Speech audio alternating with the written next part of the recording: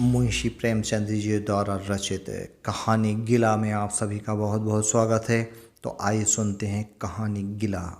जीवन का बड़ा भाग इसी घर में गुजर गया, पर कभी आराम नसीब न हुआ। मेरे पति संसार की दृष्टि में बड़े सज्जन, बड़े शिष्ट, बड़े उदार, बड़े सौम्य होंगे, लेकिन जिस पर गुजरती है वही जानता है। संसार को उन लोगों की प्रशंसा करने में आनंद आता है जो अपने घर को भाड़ में झोंक रहे हों, गैरों के पीछे अपना सर्वनाश किए डालते हों। जो प्राणी घर वालों के लिए मरता है उसकी प्रशंसा संसार वाले नहीं करते। वह तो उनकी दृष्टि में स्वार्थी है, कृपण है, संकीर्ण हृदय है, आचार भ्रष्ट है। इसी तरह जो लोग बाहर वालों के लिए मरते हैं उनकी प्रशंसा घर वाले क्यों करने लगे। अब इन्हीं को देखो, सारे दिन मुझे जलाया करते हैं। मैं पर्दा तो नहीं करती, लेकिन सौदे सुल्फ के लिए बाजार जाना बुरा मालूम होता है। और इनका यह हाल है कि चीज़ मंगवाओ तो ऐसी दुकान से लाएंगे जहां कोई ग्राहक भूल कर भी ना जाता हो। ऐसी दुकान पर ना तो चीज़ अच्छी मिलती है, न तौल ठीक होता है, न दाम भी उचित होते हैं। यह दोष न होते तो वह दुकान बदनाम ही क्यों होती। पर इन्हें ऐसी ही गई बीती दुकानों की चीज़ें लाने की मरज है। बार बार कह दिया साहब की चलती हुई दुकान से सौदे लाया करो, वहाँ माल अधिक खपता है, इसलिए ताज़ा माल आता रहता है। पर इनकी तो टुटपुंजियों से बनती है और वे इन्हें उल्टे छुरे से मोड़ते हैं। गेहूँ लाएंगे तो सारे बाजार से खराब घुना हुआ चावल, ऐसा मोटा कि बैल भी ना पूछें।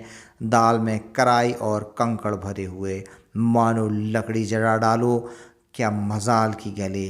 घी लाएंगे तो आधों आध तेल या 16 आने कोको जैम, और दरअसल तौल में एक छड़ा कम।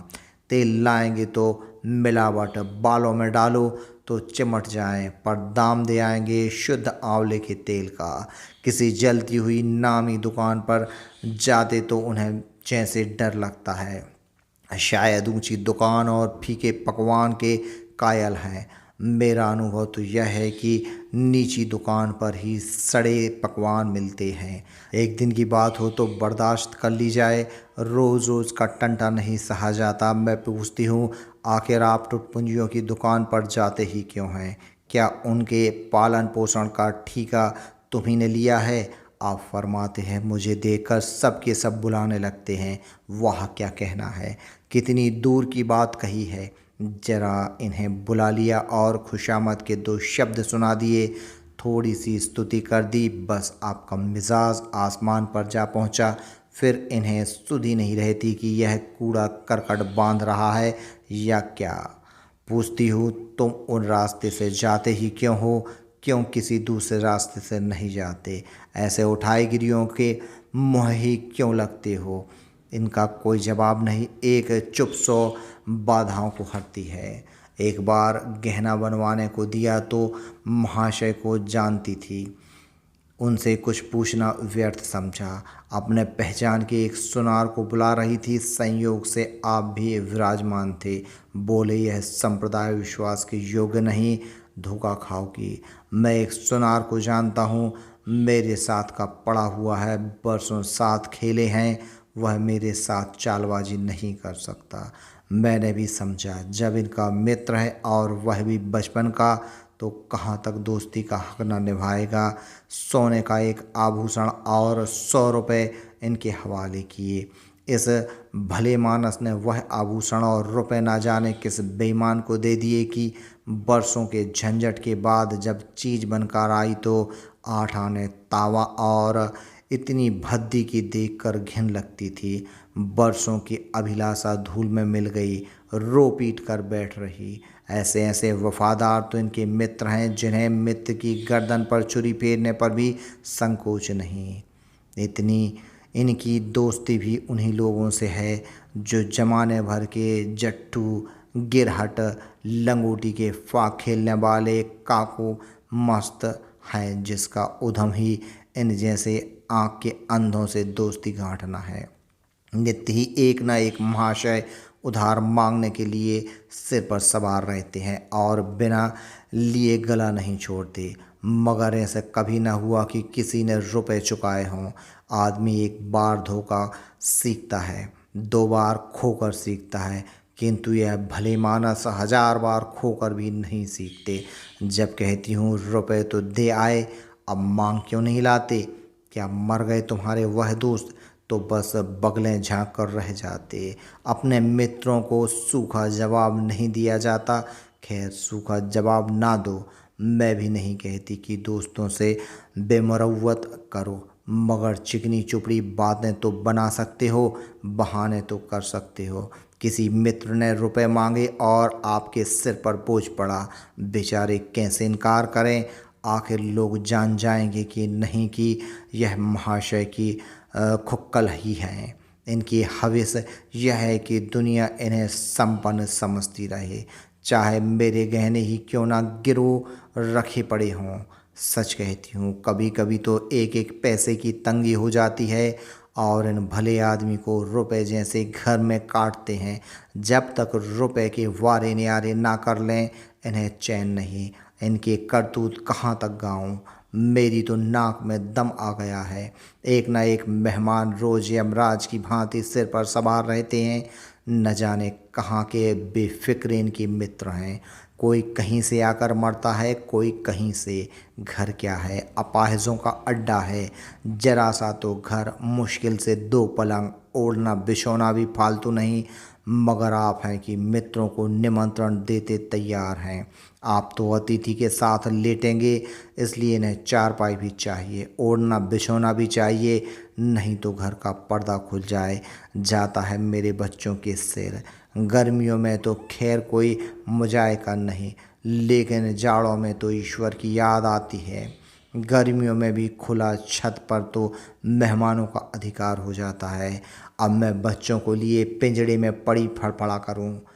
इन्हें इतनी समझ भी नहीं कि जब घर की यह दशा है तो क्यों ऐसे को मेहमान बनाएं जिनके पास कपड़े लत्ते तक नहीं। ईश्वर की दया से इनके सभी मित्र इसी श्रेणी के हैं। एक भी ऐसा माई का लाल नहीं जो समय पड़ने पर धेले से भी इनकी मदद कर सके। 2-1 बार महाशय को इसका अनुभव अत्यंत कटु अनुभव हो चुका है, मगर इस जड़ भरत ने जैसे आंखें न खोलने की कसम खा ली है, ऐसे ही दरिद्र भट्टाचार्यों से इनकी पटती है। शहर में इतने लक्ष्मी के पुत्र हैं, पर आपका किसी से परिचय नहीं। इनके पास जाते इनकी आत्मा दुखती है। दोस्ती गांठने ऐसे से जिनके घर में खाने का ठिकाना नहीं। एक बार हमारा कहार छोड़कर चला गया और कई दिन कोई दूसरा कहार न मिला। किसी चतुर और कुशल कहार की तलाश में थी, किंतु आपको जल्दी से जल्दी कोई आदमी रख लेने की धुन सवार हो गई। घर के सारे काम पूर्ववत चल रहे थे, पर आपको मालूम हो रहा था कि गाड़ी रुकी हुई है। मेरा जूठे बर्तन मांजना और अपना साग भाजी के लिए बाजार जाना इनके लिए असह्य हो रहा था। एक दिन जाने कहाँ से एक बागड़ू को पकड़ लाए। उसकी सूरत कह देती थी कि कोई जांगलू है, मगर आपने उसका ऐसा बखान किया कि क्या कहूँ। बड़ा होशियार है, बड़ा आज्ञाकारी है, परले सिरे का मेहनती, गजब का सलीकेदार और बहुत ही ईमानदार।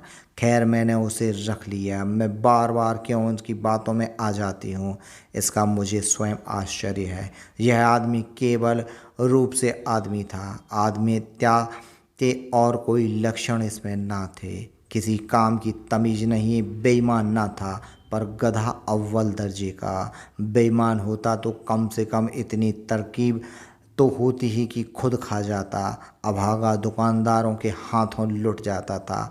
10 तक की गिनती उते ना आती थी। 1 रुपया देकर बाजार भेजूं तो संध्या तक हिसाब ना समझा सके। क्रोध पी पी कर रह जाती, रक्त खोलने लगता था कि दुष्ट के कान उखाड़ लूं, मगर इन महाशय को उसे कभी कुछ कहते नहीं देखा। डांटना तो दूर की बात है, आप नहा धोकर धोती छांट रहे हैं और वह दूर बैठा तमाशा देख रहा है। मैं तो बचाकर खून पी जाती, लेकिन इन्हें जरा भी गम नहीं। जब मेरे डांटने पर धोती छांटने जाता भी तो आप उसे समीप न आने देते, बस इसके दोषों के गुण बनाकर दिखाया करते थे और इस प्रयास में सफल न होते तो दोषों पर पर्दा डाल देते। मूर्ख को झाड़ू लगाने की तमीज ना थी।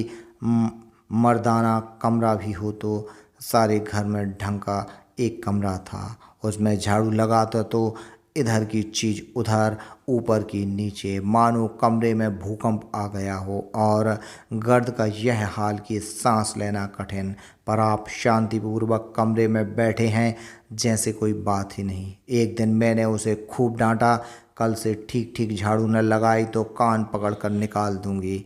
सवेरे सोकर उठी तो देखती हूँ कमरे में झाड़ू लगी हुई है और हर एक चीज़ कसीने से रखी हुई है, गर्द गुबार का नाम नहीं है। मैं चकित होकर देखने लगी तो आप हंसकर बोले, देखती क्या हो, आज घूरे ने बड़े सवेरे उठकर झाड़ू लगाई है। मैंने समझा दिया, तुम ढंग तो बताती नहीं, उल्टे डांटने लगती हो। मैंने समझा दिया, खैर दुष्ट के कम से कम एक काम तो सलीके से किया। अब रोज कमरा साफ सुथरा मिलता, घूरे मेरी दृष्टि में विश्वसनीय बनने लगा। संयोग की बात, एक दिन मैं जरा मामूल से सवेरे उठ बैठी और कमरे में आई तो क्या देखती हूँ कि घूरे द्वार पर पड़ा है और आप तन मन से कमरे में झाड़ू लगा रहे हैं। मेरी आंखों में खून उतर आया। उनके हाथ से झाड़ू छीनकर घूरे के सिर जमा दी। हरामखोर को उसी दम निकाल बाहर किया। आप फरमाने लगे, इसका महीना तो चुका दो। बाहरी समझ, एक तो काम ना करे, उस पर आंखें दिखाएं, उस पर पूरी मजूरी भी चुका दूं। मैंने एक कौड़ी भी ना दी, एक कुर्ता दिया था वह भी छीन लिया। इस पर जर भरत महाशय मुझसे कई दिन रूठे रहे, घर छोड़कर भागे जाते थे, बड़ी मुश्किल से रुके। ऐसे ऐसे भोंदू भी संसार में पड़े हुए हैं, मैं ना होती तो शायद अब तक इन्हें किसी ने बाजार में बेच लिया होता। एक दिन उतारे कपड़ों पर सवाल किया, इस बेकारी के ज़माने में फालतू कपड़े तो शायद पुलिस वालों या रईसों के घर में हों, मेरे घर में तो ज़रूरी कपड़े भी काफ़ी नहीं। आपका वस्त्रालय एक बक्शी में आ जाएगा तो डाक के पार्सल से कहीं भेजा जा सकता है। फिर इस साल जाड़ों के कपड़े बनवाने की नौबत न आई। पैसे नज़र नहीं आते, कपड़े कहाँ से बने। मैंने उसको साफ जवाब दे दिया। कड़ाके का जाड़ा पड़ रहा था, इसका अनुभव मुझे कम ना था। गरीबों पर क्या बीत रही है इसका भी मुझे ज्ञान था, लेकिन मेरे आपके पास खेत के सिवा इसका और क्या इलाज है। जब तक समाज का यह संगठन रहेगा ऐसी शिकायतें पैदा होती रहेंगी। जब एक एक अमीर और रईस के पास एक एक मालगाड़ी कपड़ों से भरी हुई है, तब फिर निर्धरों को क्यों ना नग्नता का कष्ट उठाना पड़े। खैर, मैंने तो जवाब दे दिया। आपने क्या किया कि अपना कोट उतार कर उसको भेंट कर दिया। मेरी देह में आग लग गई। इतनी दानशील नहीं हूँ कि दूसरों को खिलाकर आप सो रहूं। देवता के पास यही ये कोट था, आपको इसकी जरा भी चिंता ना हुई कि पहनेंगे क्या। यश के लोभ ने जैसे बुद्धि ही हर ली। उसने सलाम किया, दुआएं दी और अपनी राह ली। आप कई दिन सर्दी में ठिठुरते रहे, प्रातःकाल घूमने जाया करते थे, वह बंद हो गया। ईश्वर ने उन्हें हृदय की एक विचित्र प्रकार का दिया है। फटे पुराने कपड़े पहनते आपको जरा भी संकोच नहीं होता। मैं तो मारे लाज के घर जाती हूँ, पर आपको जरा फिक्र नहीं। कोई हंसता है तो हंसे आपकी बला से। अंत में जब मुझसे ना देखा गया तो एक कोट बनवा दिया। जी तो जलता था कि खूब सर्दी खाने दूं, पर डरी कि कहीं बीमार पड़ जाएं तो और बुरा हो। आखिर काम तो इन्हीं को करना है। महाशय अपने दिल में समझते होंगे मैं कितना विनीत, कितना परोपकारी हूँ। शायद इन्हें इन बातों का गर्व हो। मैंने परोपकारी नहीं समझती, ना विनीत ही समझती हूँ। यह जड़ता है सीधी सादी निरीहता। जिस को आपने अपना कोड दिया है उसे मैंने कई बार रात को शराब के नशे में मस्त झूमता देखा है और आपको दिखा भी दिया है। फिर दूसरों की विवेकहीनता की पुरौती हम क्यों करें? अगर आप विनीत और परोपकारी होते तो घर वालों के प्रति भी तो आपके मन में कुछ उदारता होती। यह सारी उदारता बाहर वालों ही के लिए सुरक्षित है, घर वालों को तो उसका अल्पांश भी ना मिलता चाहिए। मेरी इतनी अवस्था बीत गई पर इस भले आदमी ने कभी अपने हाथों से मुझे एक उपहार भी ना दिया। बेशक मैं जो चीज़ बाजार से मंगवाऊं उसे लाने में इन्हें जरा भी आपत्ति नहीं, बिल्कुल उज्र नहीं। अगर रुपए मैं दे दूं यह शर्त है। इन्हें खुद कभी यह उमंग नहीं होती। यह मैं मानती हूँ कि बेचारे अपने लिए भी कुछ नहीं लाते, मैं जो कुछ मंगवा दूँ उसी पर संतुष्ट हो जाते हैं। मगर आखिर आदमी कभी कभी शौक़ की चीज़ें चाहता ही है। अन्य पुरुषों को देखती हूँ तो स्त्री के लिए तरह तरह के गहने, भांति भांति के कपड़े, शौक श्रृंगार की वस्तुएं लाते रहते हैं। यहाँ इस व्यवहार का निषेध है। बच्चों के लिए भी मिठाइयाँ, खिलौने, बाजे शायद जीवन में एक बार भी न लाए हों। शपथ भी खा ली थे। इसलिए मैं तो इन्हें कृपण कहूँगी, अरसिक कहूँगी, हृदय शून्य कहूँगी, उदार नहीं कह सकती। दूसरों के साथ इनका जो सेवा भाव है उसका कारण है इनका यश लोभ और व्यवहारिक अज्ञानता। आपके विनय का यह हाल है कि जिस दफ्तर में आप नौकर हैं उसके किसी अधिकारी से आपका मेल जोल नहीं। अफसरों को सलाम करना तो आपकी नीति के विरुद्ध है। नज़रिया डाली तो दूर की बात है, और तो और कभी किसी अफसर के घर नहीं जाते। इसका खामियाजा आप ना उठाएं तो कौन उठाए? औरों को रियायती छुट्टियां मिलती हैं, आपका वेतन कटता है। औरों की तरक्कियां होती हैं, आपको कोई पूछता भी नहीं। हाजिरी में 5 मिनट की भी देर हो जाए तो जवाब पूछा जाता है। बेचारे जी तोड़ कर काम करते हैं, कोई बड़ा कठिन काम आ जाता है तो इन्हीं के सिर मड़ा जाता है। इन्हें जरा भी आपत्ति नहीं।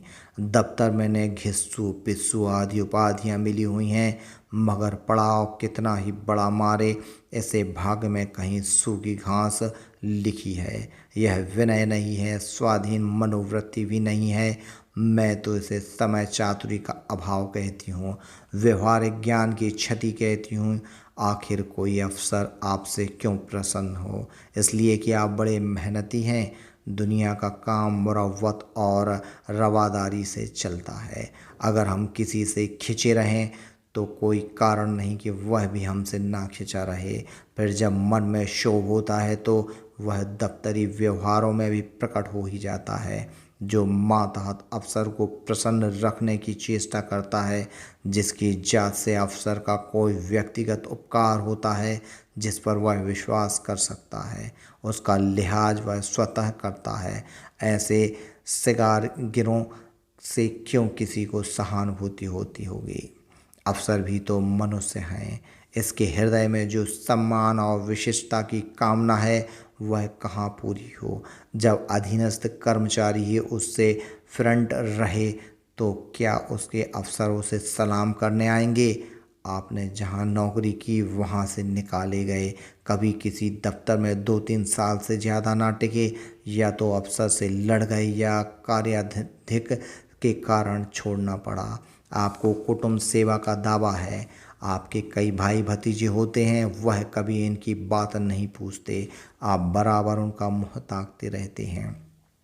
इनके एक भाई साहब आजकल तहसीलदार हैं, घर की मिल्कियत इन्हीं की निगरानी में है। वह ठाठ से रहते हैं, मोटर रख ली है, कई नौकर चाकर हैं, मगर यहाँ भूले से भी पत्र नहीं लिखते।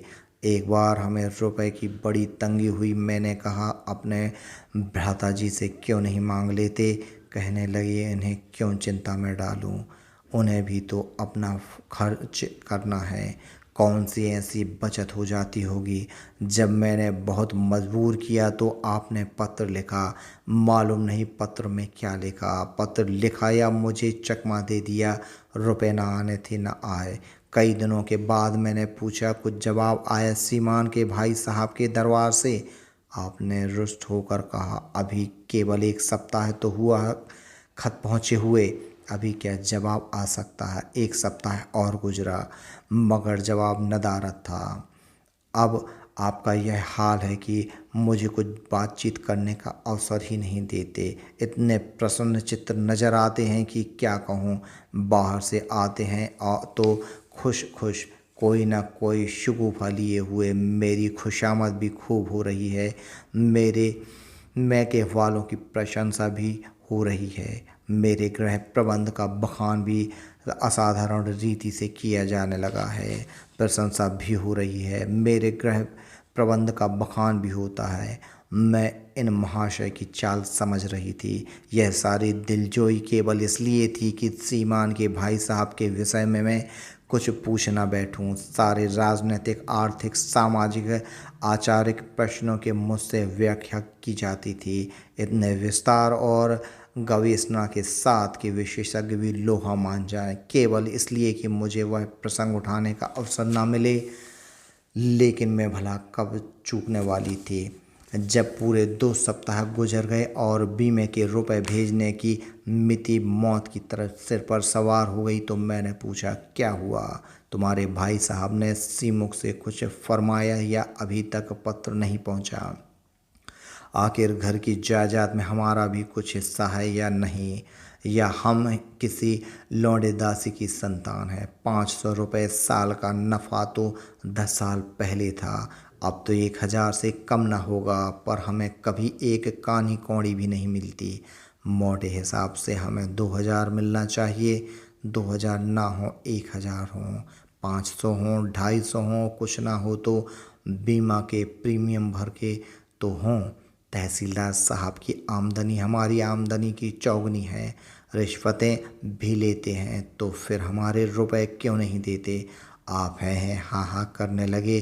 कहने लगे, वह बेचारे घर की मरम्मत करवाते हैं, बंधु बांधवों का स्वागत सत्कार करते हैं, नातेदारियों में भेंट भाट भेजते हैं, और कहाँ से लावें जो हमारे पास भेजें। वाह हरी बुद्धि! मानो जायदाद इसलिए होती है कि उसकी कमाई उसी के खर्च हो जाए।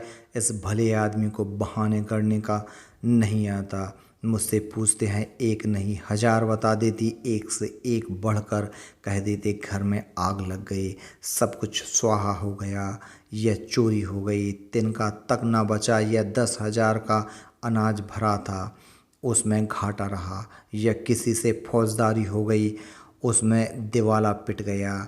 आपको सूझी तो लो लचर सी बात, तकदीर ठोक कर बैठ रही। पड़ोस की एक महिला से रुपए कर्ज लिए तब जाकर काम चला। फिर भी आप भाई भतीजों की तारीफ के पुल बांधते हैं तो मेरे शरीर में आग लग जाती। ऐसे कौरवों से ईश्वर बचाए।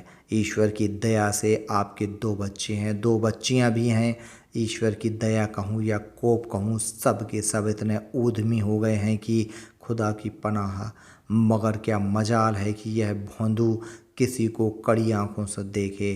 रात के 8 बज गए, युवराज अभी घूम कर नहीं आए। मैं घबरा रही हूँ, आप निश्चिंत बैठे अखबार पढ़ रहे हैं। झल्लाई हुई जाती हूँ और अखबार छीन कर कहती हूँ, जाकर जरा देखते क्यों नहीं, लौंडा कहाँ रह गया। न जाने तुम्हारा हृदय कितना कठोर है। ईश्वर ने तुम्हें संतान ही न जाने क्यों दे दी। पिता का पुत्र के साथ कुछ तो धर्म है। तब आप भी गर्म हो जाते हैं। अभी तक नहीं आया, बड़ा शैतान है। आज बचा आते हैं तो कान उखाड़ लेता हूँ, मारे हंटरों के खाल उधेड़ कर रख दूंगा। यों बिगड़ कर तेज के साथ आप उसे खोजने निकलते हैं। संयोग की बात, आप उधर जाते हैं, इधर लड़का आ जाता है। मैं पूछती हूँ, तू किधर से आ गया? तुझे वह ढूंढने गए हैं। देखना आज कैसे मरम्मत होती है। यह आदत ही छूट जाएगी। दांत भी सहे थे, आते ही होंगे। छड़ी भी उनके हाथ में है। तुम इतने मन के हो गए हो कि बात नहीं सुनते। आज आटे दाल का भाव मालूम होगा। लड़का सहम जाता है और लैंप जलाकर पढ़ने बैठ जाता है। महाशय जी 2-2.5 घंटे के बाद लौटते हैं, हैरान, परेशान और बदहवास। घर में पाँव रखते ही पूछते हैं आया कि नहीं। मैं इनका क्रोध उत्तेजित करने के विचार से कहती हूँ आकर बैठा तो है, जाकर पूछते क्यों नहीं। पूछकर हार गई। कहाँ गया था, कुछ बोलता ही नहीं। आप गरज कर कहते हैं मन्नू यहाँ आओ। लड़का थर थर कांपता हुआ आकर आंगन में खड़ा हो जाता है। दोनों बच्चियां घर में छिप जाती हैं कि कोई बड़ा भयंकर कांड होने वाला है। छोटा बच्चा खिड़की से चूहे की तरह झांक रहा है। आप क्रोध से बौखलाए हुए हैं, हाथ में छड़ी है ही। मैं भी वह क्रोधोन्मत्त देखकर, आकृति देखकर पछताने लगती हूँ कि कहाँ से उनसे शिकायत की। आप लड़के के पास जाते हैं मगर छड़ी जमाने के बदले आहिस्ते से उसके कंधे पर हाथ रखकर बनावटी क्रोध से कहते हैं तुम कहाँ गए थे जी। मना किया जाता है, मानते नहीं हो। खबरदार, जो अब कभी इतनी देर होगी। आदमी शाम को घर चला आता है या मटर गश्ती करता है। मैं समझ रही हूँ कि यह भूमिका है, विषय अब आएगा। भूमिका तो बुरी नहीं, लेकिन यहाँ तो भूमिका पर इति हो जाती है। बस आपका क्रोध शांत हो गया, बिल्कुल जैसे कुंवार की घटा। घेर घार हुआ, काले बादल गाए, गड़गड़ाहट हुई और गिरी क्या चंद बूंदें। लड़का अपने कमरे में चला जाता है और शायद खुशी से नाचने लगता है। मैं पराभूत होकर कहती हूँ तुम तो जैसे डर गए। भला दो तमाचे तो लगाए होते। इसी तरह तो लड़के शेर हो जाते हैं। आप फरमाते हैं तुमने सुना नहीं मैंने कितने जोर से डांटा। बच्चा ही जान ही निकल जाती। देख लेना जो फिर कभी देर से आए। तुमने डांटा तो नहीं, हाँ आंसू पोंछ दिए। तुमने मेरी डांट सुनी नहीं। क्या कहना है आपकी डांट का। लोगों के कान बहरे हो गए। लाओ तुम्हारा गला सहला दूं। अपने एक नया सिद्धांत निकाला है कि दंड देने से लड़के खराब हो जाते हैं। आपके विचार से लड़कों को आज़ाद रहना चाहिए। इन पर किसी तरह का बंधन, शासन या दबाव न होना चाहिए। आपके मत से शासन बालकों के मानसिक विकास में बाधक होता है। इसी का यह फल है कि लड़के बेनकेल के ऊँट बने हुए हैं। कोई 1 मिनट भी किताब खोल कर नहीं बैठता। कभी गुल्ली डंडा, कभी गोलियां, कभी कनकौए। श्रीमान भी लड़कों के साथ खेलते हैं। 40 साल की उम्र और लड़कपन इतना। मेरे पिताजी के सामने मजाल थी कि कोई लड़का कनकौआ उड़ा ले या गुल्ली डंडा खेल सके। खून पी जाते। प्रातःकाल से लड़कों को लेकर बैठ जाते थे। स्कूल से ज्यों ही लड़के आते फिर ले बैठते थे। बस संध्या समय आध घंटे की छुट्टी देते थे। रात को फिर जोत देते थे। यह नहीं कि आप तो अखबार पढ़ करें और लड़के गली गली भटकते फिरें। कभी कभी आप सींग काट कर बछड़े बन जाते हैं। लड़कों के साथ ताश खेलने बैठ जाते हैं। ऐसे बाप का भला लड़कों पर क्या रोब हो सकता है। पिताजी के सामने मेरे भाई सीधे ताक नहीं सकते थे। उनकी आवाज़ सुनते ही तहलका मच जाता था। उन्होंने घर में कदम रखा और शांति का साम्राज्य हुआ।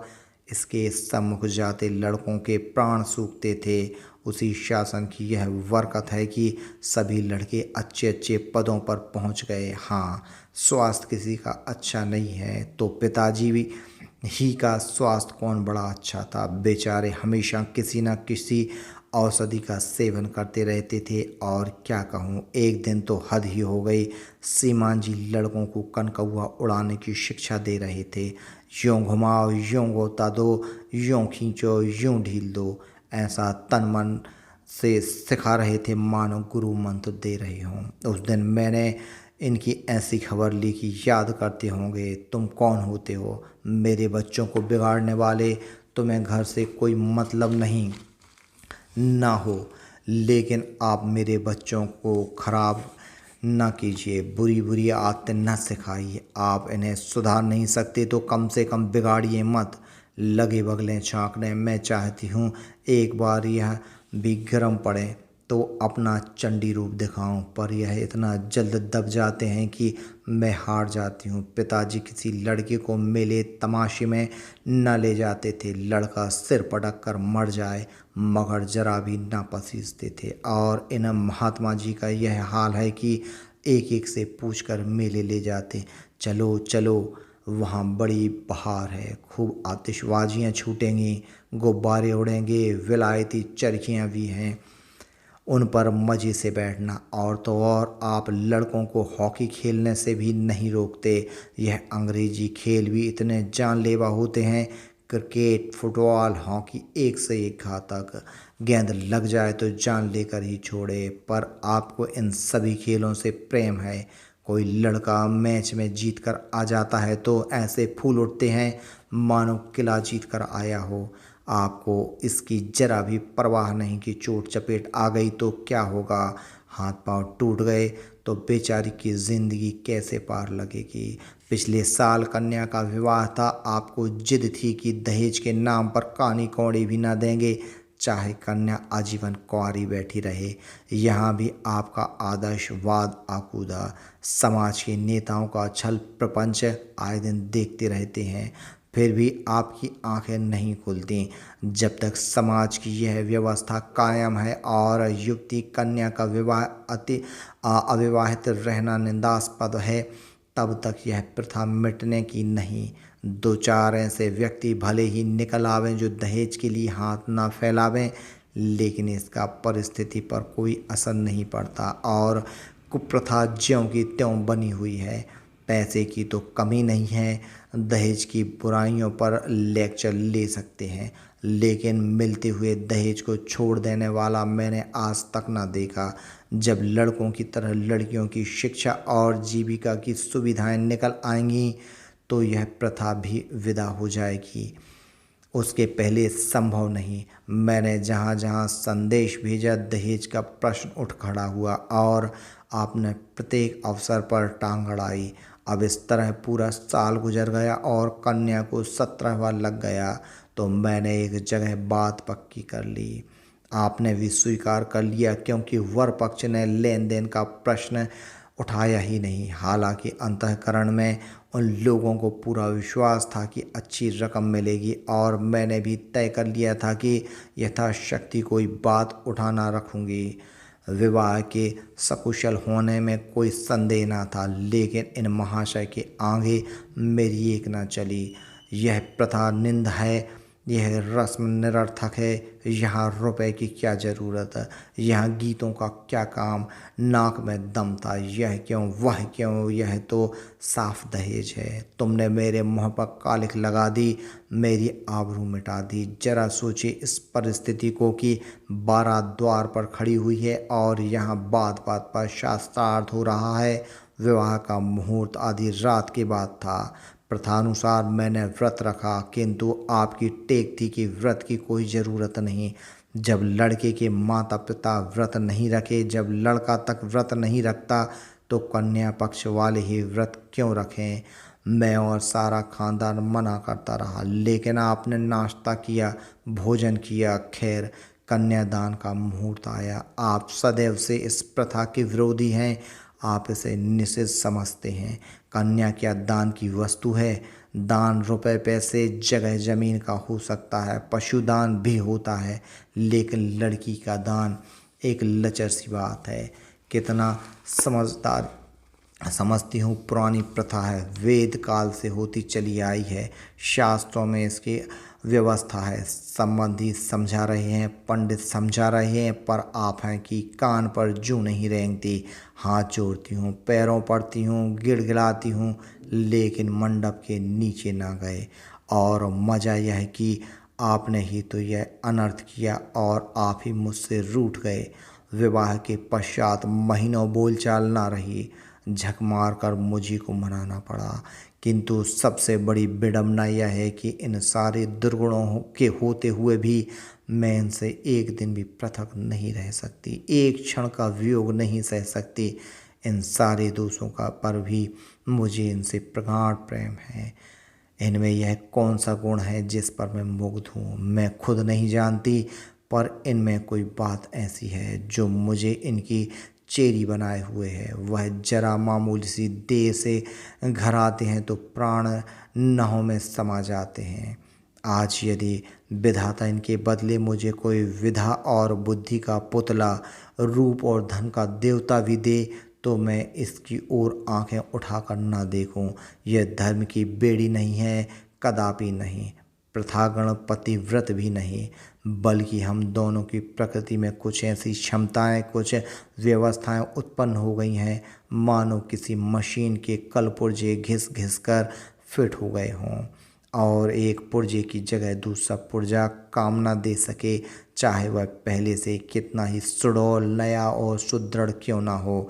जाने हुए रास्ते से हम निःशंक आंखें बंद किए जाते हैं। उसके ऊंच नीच, मोड़ और घुमाव सब हमारी आंखों में समाये हुए हैं। अनजान रास्ते पर चलना कितना कष्टप्रद होगा।